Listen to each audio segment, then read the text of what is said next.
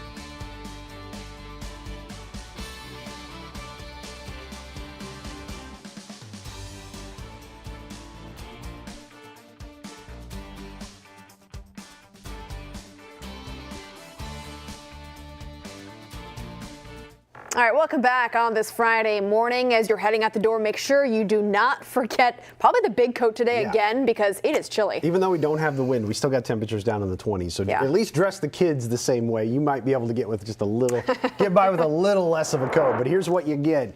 I'd go winter coat and warm hat for the kids, and then take the sunglasses too, because we have quite a bit of sunshine today, and that sun glare could be a bit of an issue. 24 right now with a north breeze at about 5 miles per hour. So you could drop the kids off today. You get 20s here next couple of hours, maybe making a run at 30 by 9 o'clock. Very, very light winds all the way around. Current temperatures, they're in the 20s. A couple of teens trying to show up in our western counties. Feels like numbers, again, teens and 20s. Better than they were yesterday. The wind isn't nearly as strong or quite as annoying, which is good news. 20s out there this morning, mid 40s for the high today. So close to where we should be. A little bit better than yesterday. Go a little bit better than yesterday, Saturday and Sunday as well. But remember, 50s when sunshine feel pretty good. These are going to be 50s with quite a few clouds around. So the lack of sunshine might make it feel a little colder, but overall the weekend's not looking all that bad. This is what I'm going to focus on here. Some regional travel impacts that you could notice here as we make our way through the course of the next week or so. Snow in Denver Tuesday into Wednesday. I'd say this is an issue for anybody trying to fly to or through Denver. Watch this. And then this system right here that comes from Denver, it looks like it's going to dive through Kansas and Missouri, bring some rain snow combo with it just to our south. So that's good news for local travel. If you're staying within an hour or two of Omaha, I don't think that's a huge problem. But you get down along I-70, you could have some issues the day before Thanksgiving, and any travel to Kansas City, maybe St. Louis. Overall, that's what we're looking at here. So leading up to next week, pretty mild, temperatures in the 50s.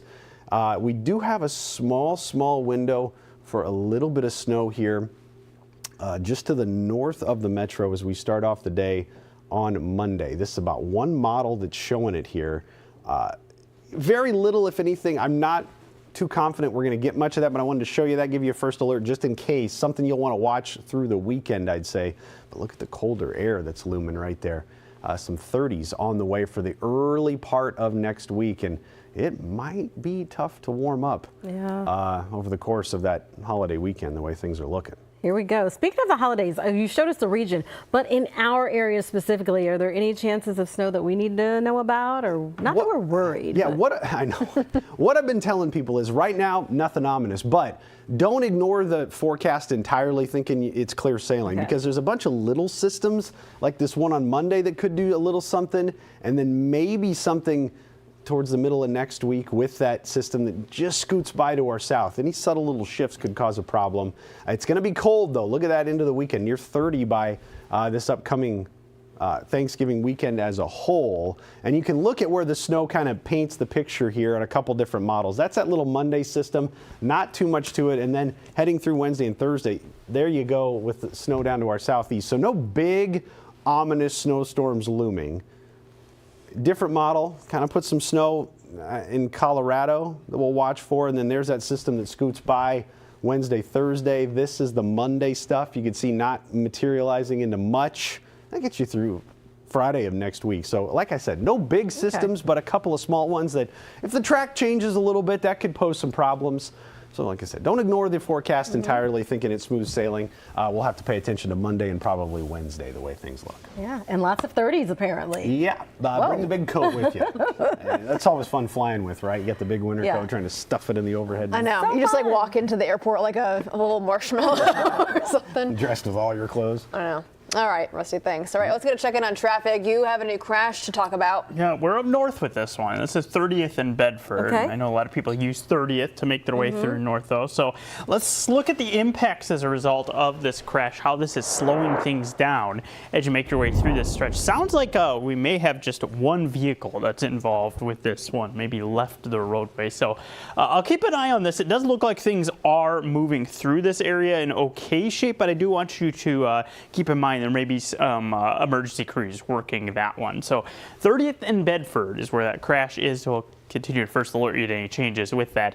Otherwise, it's some areas of slowing that I'm watching. Of course, continuing to keep an eye on Blair High. Actually looks a little bit better than it did last time we checked in, but it is as you're approaching from the north, where we do have things stacking up a little bit as you're approaching 680. Otherwise, we do have a pretty consistent signal for slowing on 180th, or on Q right at 180th. You can see both directions running slowly. Sometimes that's an indication that there's a crash. I'll keep an eye on that. That's a spot where things have really started to slow up here over the last 5 minutes or so. Aside from that, we are moving along pretty well. A lot of our main roads, I-80, JFK, look pretty good. I do want to zoom in. We've been talking about holiday travel. Let's take a look at how things are moving as you're heading toward Epley. And Abbott Drive looks really good right now. We're not really looking at much in the way of problems. Your drive times, a lot of your main routes to get to Epley as you're heading along, maybe you're taking Dodge and then going to 480. That looks pretty good. Also looks good as you make your way north from Bellevue. You go south from 680, looks pretty good. And right near Epley, we're holding up in pretty good shape. Your only real problem right now is Cumming Street, where you have a couple of zones of construction if you're heading east on that to eventually get to Abbott. But airport travel looks pretty good, and we'll keep an eye on those couple of other spots that we mentioned that have some slowing and give you a first alert if we continue to see problems with that. All right, Jared, thanks so much. Happening today, a suspect in a South Omaha murder will make his first court appearance. 22-year-old Doc Lom was arrested in Colorado earlier this month. Now, on October 12th, police found Kia Paljor suffering from gunshot wounds. He later died from his injuries. It's still unclear what led up to that shooting. While more Iowa schools are trying to make safety improvements, back in 2022, Governor Kim Reynolds committed to using $75 million to upgrade public schools. Now, prior to the deadly school shooting in Perry, just 18 schools had applied for money with less than $1 million distributed. And Governor Reynolds says in the months after that tragedy, more districts applied for security improvement funds. About $14 million were paid out to more than 140 Iowa schools. We've made a lot of progress. We want to continue to look at it and make sure that we're not missing something or if there's not additional things that we could add to the program. The money is used for improvements such as security cameras and shatterproof film for windows. Well, still ahead on First Alert 6 streaming, the battle for bragging rights between Creighton and Husker basketball. That's right. We take a closer look at the I-80 battle doubleheader happening tonight right here in Omaha.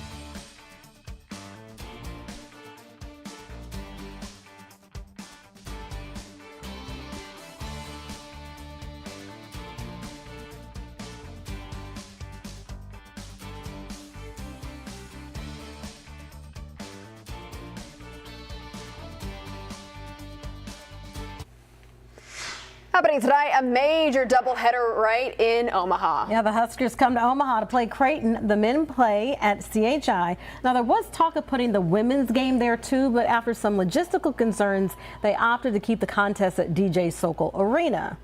I think it's good either way. The venues are 10 blocks apart, so if you want to go to one, you can go to both. But I do think there's a little bit more buzz, honestly, because we're playing them on the same day, which is good. So the women's game starts at 4 o'clock this afternoon at DJ Sokol. The Blue Jays enter the contest 1-2 on the season, while Nebraska is 5-0. The men's game starts at 7, again, CHI Health Center. I love that they're doing it at the same day, back-to-back time. Yeah, so good. I'm going to the men's game. Are you going to? It's going to be electric. I'm excited. It'll be my first Creighton and first Nebraska game, so we get them both knocked out at once. First game. Yeah. They got a good atmosphere there. That's cool. Exciting. You can go to the women's and then just, what is it, 10 blocks? Just walk if you want. There you go. Remember the coat, that's all. Yeah. Just remember the coat. Perfect. As he said. All right. Well, you guys, thank you so much for joining us here on First Alert 6. We got to get ready for our update in the Today Show. We're going to give you a bird's eye view while we get to work. You can watch that cut in right here or over the air. Have a great Friday and a great start to your weekend.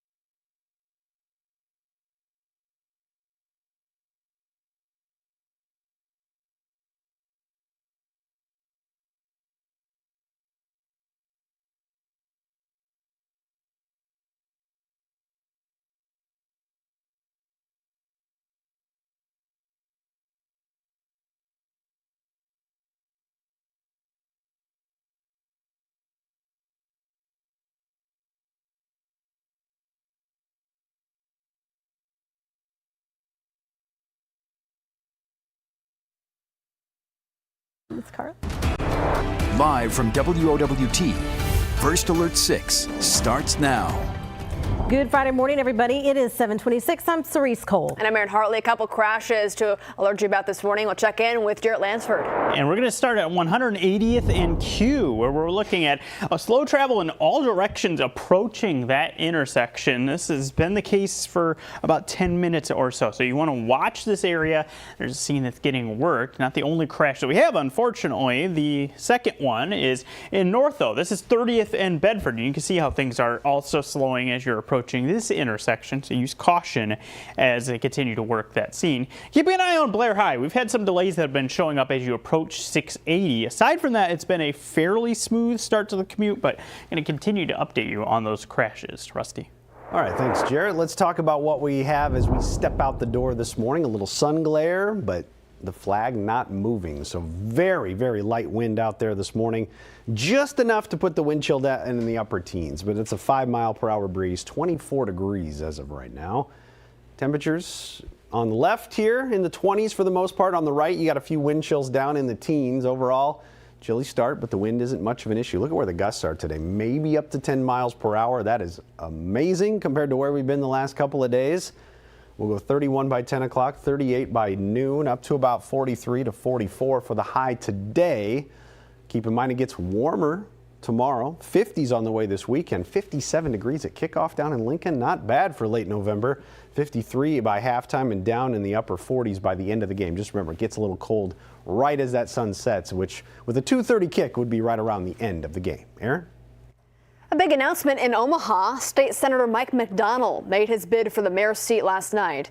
Born and raised in South Omaha, McDonald served as city firefighter for 24 years and fire chief for 6.